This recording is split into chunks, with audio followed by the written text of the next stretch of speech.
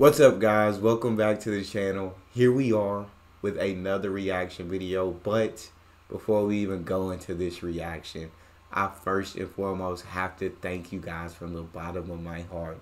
The channel has reached 10,000 subscribers. That is such a huge milestone, and it is all due to you. So thank you, thank you, thank you. You guys are truly phenomenal. You're the best subscribers out there, and I wish I could literally thank each and every one of you personally, but since I can't, I just want to thank all you guys in this video. Now to the video. We're here with how Indian soft power is influencing the world. Before we dive in, if you would like to support the channel by becoming a member, all you gotta do is hit that join button down below. Give it a quick tap and receive exclusive benefits. Let's dive right in. If you've paid attention to India over the last few years, you've noticed that India is being appreciated more across the world. I am a big fan of Hindu, and I am a big fan of India. Big fan. Nick Macro says, quote, I discovered India in the path of dharma, which makes us responsible, each one of us in our respective fields and in solidarity with everyone for the order of the world.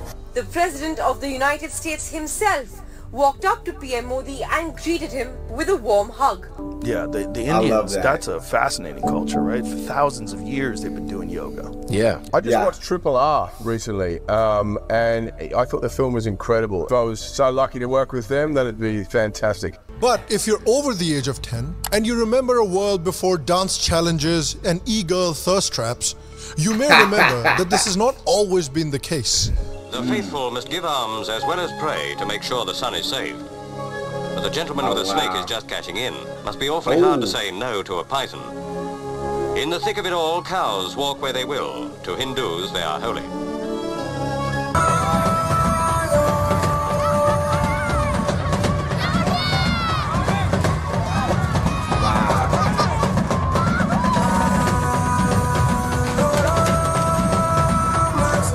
Quite a different view of India since those times. The country is showing itself to the world as the land of space explorers rather than just the land of snake charmers. India over the last couple of decades has significantly developed its hard power in terms of economic, political and military strength. This has allowed India to flex its soft power, which is where India's growing cultural influence comes in. What is soft power and how is India flexing it? Well, let's find out. Let's go.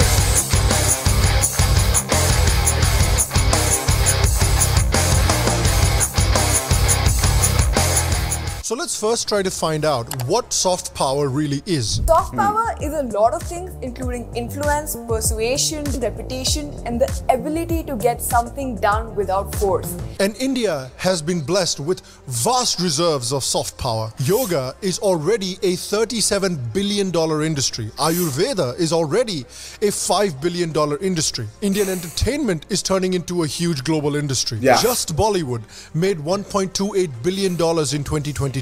If you add other Indian film industries, this number can easily quadruple. Meditation and mindfulness are projected to become a nearly $25 billion market by 2030. In terms of sports, cricket has the potential to do for India what the English Premier League did for England. Did you know that the Indian Premier League is already the 4th richest league in the world? India has always had this soft power potential, but until just a little... I don't know why my face is surprised, because like learning so much about India, we're learning that they're an incredible country full of so incredible things. So when these numbers come up, I shouldn't be surprised, but it's phenomenal. A while ago, there hasn't been a concerted attempt to utilize it, to harness it, and to spread it. It's like India has had the powers of Spider-Man, but have never gotten around to using them to save New York. I love that. Wait, who are you? Until recently, India was going through a severe identity crisis. The Indian political leadership, as well as the people in charge of India's education system, were hell-bent on presenting Indians with a version of India which portrayed them as a defeated people who possessed nothing of value to offer the world. In fact, everything valuable that India had been provided to them by foreign invaders. In fact, even today, And until recently, there are cities and public places that are named after brutal foreign invaders. Places like Firoz Shah Kotla Stadium, Aurangzeb Road, Allahabad, Bakhtiyarpur. The history textbooks have only showcased Indian history as a series of Indians losing battle after battle. Is that it is not our history at all. It is really the history of foreign invaders. When you read Indian history, it is a long litany of battles that the Indians lost. And it's about the 3 battles of Panipat, it's about the Battle of Plassey and the Battle of Buxar. But you never read anything about the battles that the Indians won through spilling a lot of blood. And we won quite a lot of times. And that is why we continue to exist, because it was not as if those who invaded us did not try to forcibly change and dominate us. Our historians have told us that India has only been enriched by foreign invaders. Mughals made India rich. Mughals enriched Indian arts. They gave us the Taj Mahal. They gave us beautiful gardens. Even samosa and biryani are claimed as dishes handed over to us by the Mughals. मुगलों ने भारत को अमीर बनाया और ये एक तथ्य है. It is a very narrow view of India, overshadowing India's triumphs and achievements. The valor of India's Rajput kings, the strategic might of the Marathas, the refusal of the Ahom kings to be defeated, how the southern kingdoms preserved Indian culture, language and heritage while it was being destroyed in northern India. The unrelenting 1,000-year war of independence fought by Indians across the length and breadth of the country. And the crazy thing is that this identity crisis was forcibly put into the heads of Indians by India's political leadership, starting from the very first Prime Minister of India, Jawaharlal Nehru, who made an avowed Islamist, Maulana Abul Kalam Azad, the first education minister of India. Maulana Azad asked Indian Muslims to fight to preserve the Islamic Caliphate. If a thorn gets stuck in a Turk's soul in the battlefield of war, then I swear by the God of Islam, no Muslim of India can be a Muslim until he feels that prick in his heart instead of soul, because the Millat-e-Islam is a single body. He even criticized liberal Muslims who did not side with him in support of the Caliphate, calling them munafiqeen or hypocrites, and saying that the time had come to discriminate between faith and non-belief. Things didn't get any better. I feel like I would like to know what you guys think about everything that he's saying so far. Do y'all feel like Indian history, if you grew up in India and retired, do y'all feel like it was taught to you guys as a series of India losing battles? Do you feel like India, I guess growing up in school, didn't teach you like the real history, or was this like before you guys were in school? I just want to get you guys' perspective on it, because I don't know India's true history or the Indian history that was taught that he says gave India a self-identity crisis in the first place. So, but since watching these videos, I have learned about all the incredible battles India has won. I have learned about how rich India, at one point India was responsible for 27% of the world's GDP, how they were the richest country.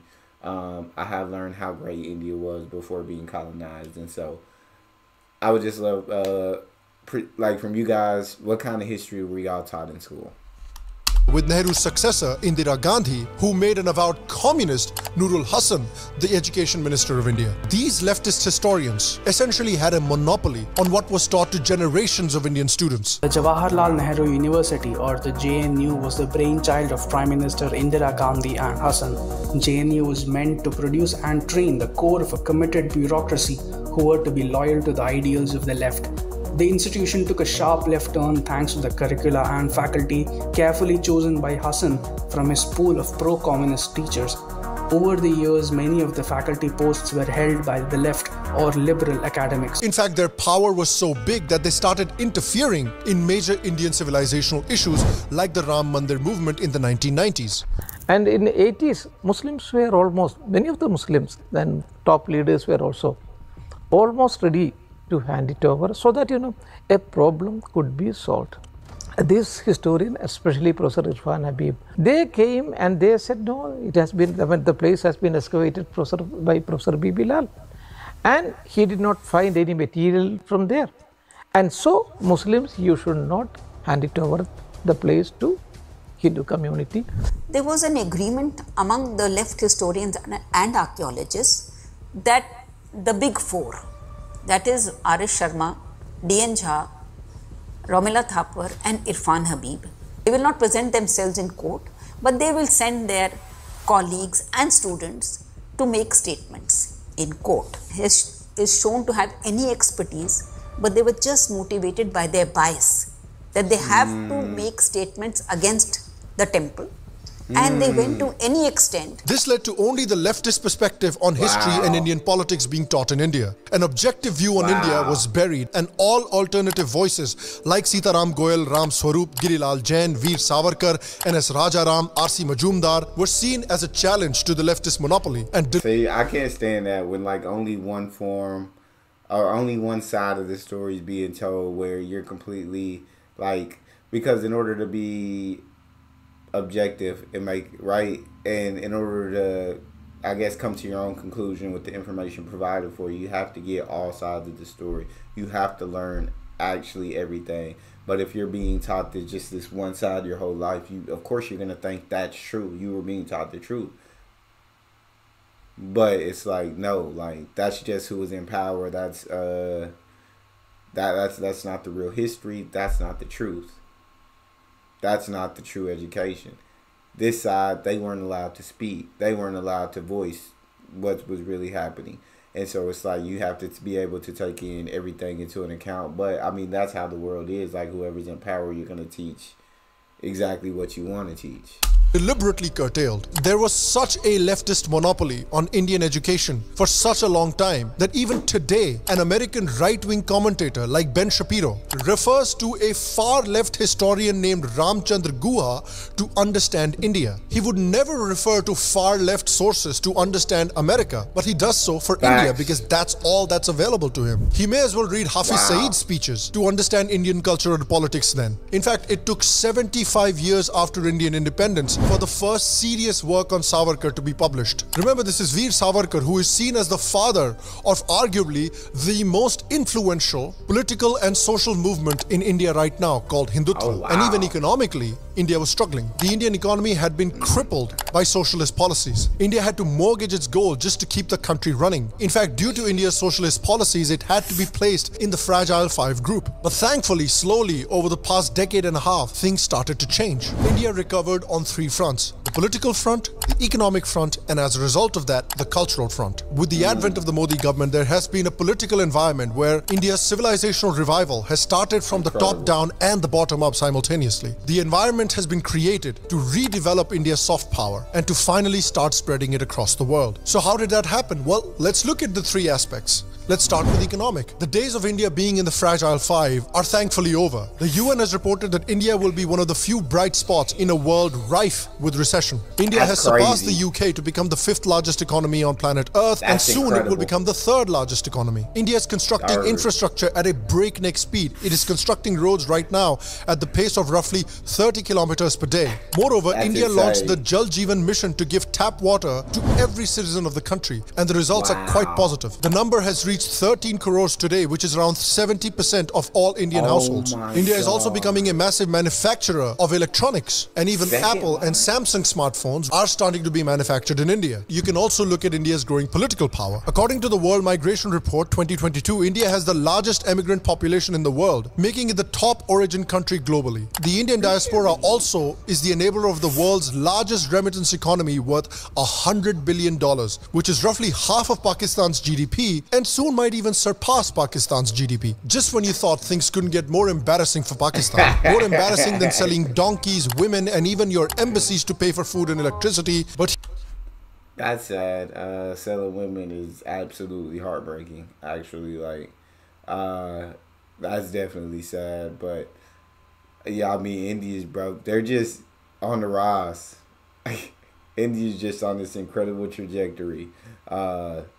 You got to give a shout out to Modi and his government for getting them on this path, and all the accomplishments and achievements that India has had under his leadership is truly something spectacular. Here we bloody are. Oh shit.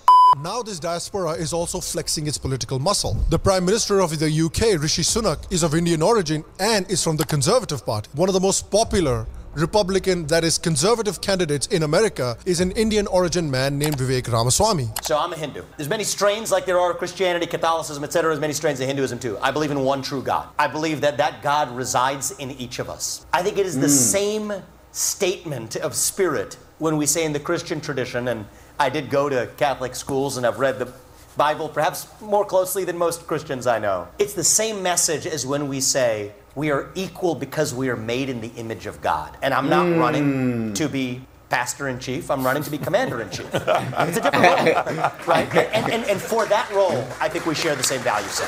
The Indian vote in Western countries is slowly shifting to the right. Domestically, the Indian government has made some power moves where it has managed to stay neutral in the Russia-Ukraine war while still maintaining friendly relations with Western countries. It has also managed to remain neutral between the Israel-Palestine issue while keeping good relations with Israel and developing very meaningful relations with Arab Muslim countries. At the G20 meeting this year, India announced the Middle East Economic Corridor that included Israel as well as 2 Arab Muslim nations in Saudi Arabia and the UAE. India was one of the bright spots during the COVID pandemic, where it provided vaccines to multiple countries in dire need, as well as to the UN peacekeeping forces. Another feat that India achieved was bringing the African Union into the G20 when it had the opportunity to host the G20 meeting this year. This has led to significant goodwill between the African countries and India. The vision that India has for Africa is also very different from the vision that China has for Africa. While China traps poor countries in debt traps and captures their nation's key assets, like it did with Sri Lanka and multiple countries in Africa, India, on the other hand, wants Africa to develop,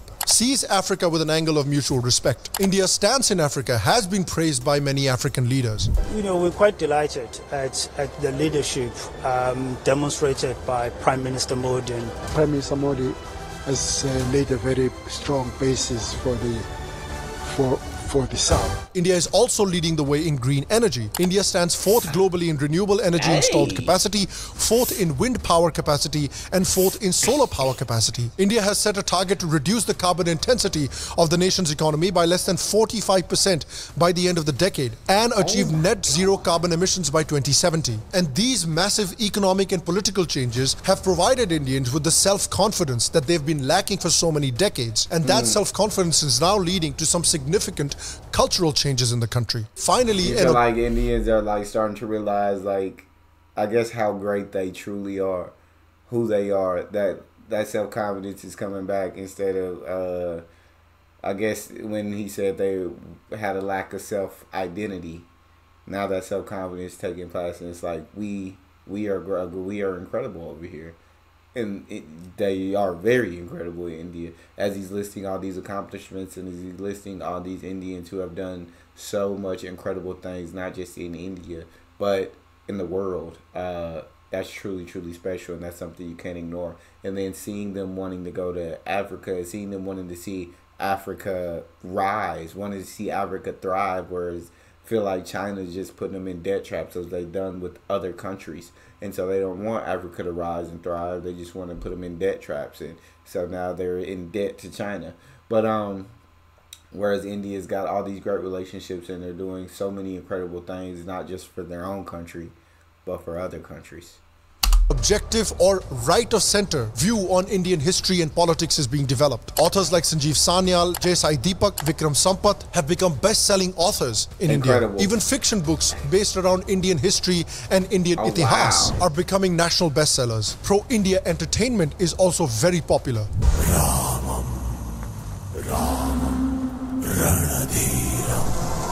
Oh, snap.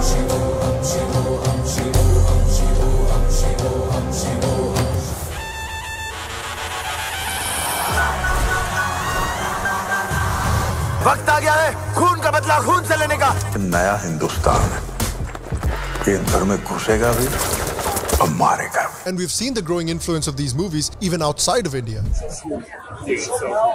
There are moments in that film where I just had to get up. I had never seen anything like this film. You guys ready? Ooh! RRR! RRR! And due to the increasing self-confidence of Indians, they're more willing to speak up for their rights. Indian festivals are going worldwide. Both Trump and Biden have celebrated Diwali in the White House. Rishi Sunak celebrated Diwali at 10 Downing Street. Holi and Diwali were recently declared official holidays in New York City. More cities across the United States are also expected to adopt these two holidays as official holidays. The Indian government, through celebrating World Yoga Day every year and taking leadership of World Yoga Day, is trying to put India right in the center of the growing global yoga, meditation and mindfulness market. Paganism is becoming more and more popular in the West, and it is leading to more and more Westerners exploring Indian spirituality. Even domestically, Indians are finally reclaiming their long-lost temples, like the Ram Mandir, and many massive and grand temples are coming up across the world, including one in New Jersey in America, the world's tallest religious monument in Vrindavan in Uttar Pradesh, the Umiya Mata Mandir in Gujarat, the temple of the Vedic Planetarium in West Bengal, which will be the largest temple in the world. It's quite incredible the effect that India's growing military, political and economic power has had on India's self-confidence. They feel much more confident in evangelizing their cultural identity. The West grew so successful and has such cultural influence over the rest of the world because of its soft power. And India is now starting to do the same. And I want to ask you, how would you like to see India grow its soft power outside of India in the rest of the world? Let me know your thoughts and your suggestions in the comment section below. If you like these English Explainer videos, we're going to be doing more of these in a slightly different setting once our studio gets developed. So please keep an eye out for that. Make sure you subscribe to the channel because you're going to see a new backdrop, a new studio setting for these English style videos. So make sure you keep an eye out for those. I will see you for the next Explainer video. And until then, stay happy, stay healthy. I'll see you next time. And to all of you. Definitely make sure you guys are keeping an eye out. But yeah, everything he said in this video, man. India is just such an incredible country with such a resilient people who have such a rich history. And now it seems like over the last decade, India is just where as the world really wasn't looking at India, or if they were only showing poverty depictions of India. They were only showing poor depictions of India. They were only showing defeat in India. Now the world's looking at India in a respect for India, looking at India and seeing that economic rise, and seeing that military strength grow, and seeing the infrastructure that's about to happen, and seeing so much. And now it's like, wow, like everybody has respect for India. And I love the fact that India is helping so many different countries outside of their country either get seats at the table in the G20, investing in these other countries, anything that they can do. I feel like Modi is one of the best leaders in the world. Under his leadership, India has grown and grown and grown, and he's just got them on the right path. And it's incredible to watch these videos and to continue to learn more and more about just the incredible history of India. But that's all we have for this video. If you guys enjoyed that, please don't forget to subscribe, give the video a thumbs up. Check out the next one.